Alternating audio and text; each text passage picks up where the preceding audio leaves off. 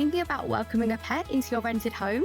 From the 1st of May 2026, new rules are coming in that mean landlords can't apply blanket bans on pets in rentals. So in short, your request for a pet has to be considered. But importantly, that doesn't mean it's a done deal.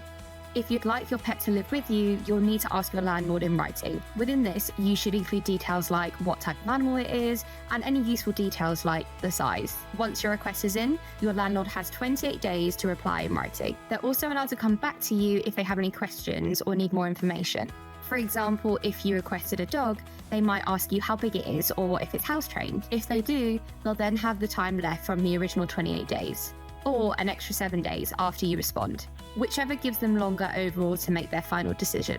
Here's a simple example of how that might look in real life. You ask if your dog can live with you, your landlord replies and asks whether the dog is small and trained. You let them know it's small and trained. From there, they have the rest of the original 28-day window, or that extra week to give their decision. Your landlord can't refuse your request without a fair reason, but what counts as fair? It usually depends on whether the pet is a good fit for the home. For example, it might be reasonable to say no because the house is too small for the dog, or if another tenant has an allergy, or if the building's lease doesn't allow animals.